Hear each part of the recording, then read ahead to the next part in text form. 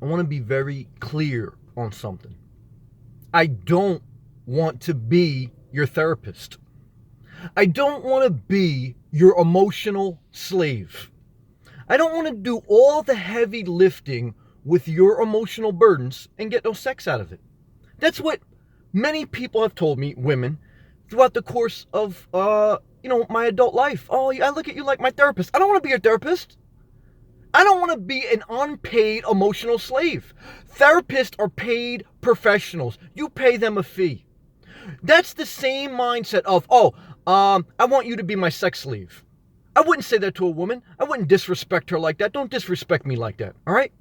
Because that's also the same mindset of, I'll buy the materials, you do the labor. That's someone who wants to get over on you.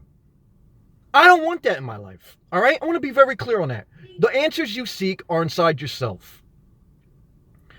The answers you seek are inside yourself. Now, me and other people, just like they have done, me and other people can inspire you. We can enlighten you. Just like other people have done for me. There's other people that I've seen that inspired me, that have enlightened me, that have taught me.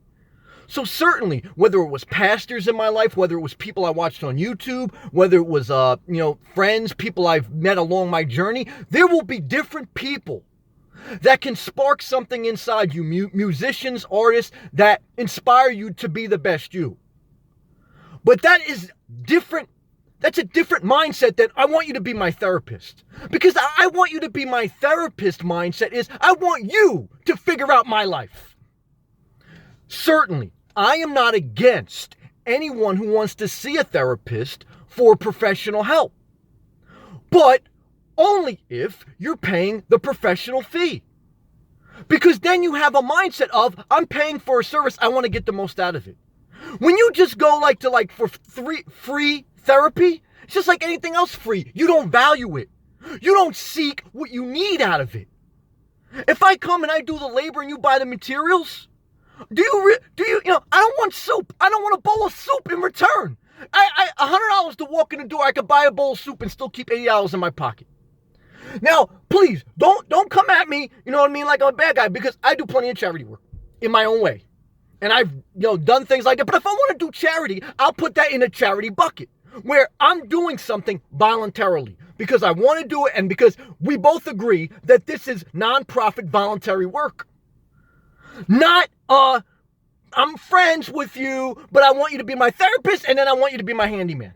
I am not the notebook guy. I'm not going to build you a house. Then finally, get to the point where, we may be together. And then at the end of my life, I got to fucking babysit you to keep you happy. And then we both die on a heart attack on the end of the bed. No, not going to happen. Not even that I want that to happen. I don't want a relationship. I don't want that. But I want to break that emotional abuse that I see happen with many people aren't as confident as me. And I haven't always been confident, so I've been taken advantage of. And I want also the other side of that. I want people who do things like that, I want them to know the answers you seek when you're ready. When you're ready. When you're not ready, then keep playing games. Keep telling people, I'll buy the labor, I'll buy the materials, you do the labor. Keep telling people, I look at you like my psychiatrist. Please. I'm not Joel Osteen. And even Joel Osteen, that guy, how many donations he clicks in? I mean, to me, I don't even know about that. He's got like a big stadium. That guy's donation heaven over there. He's getting money for it. He's getting money to pander to you, to babysit you. And that guy's a good guy. I love that guy. I think he loves the Lord. I don't even know him, but you know what I'm saying.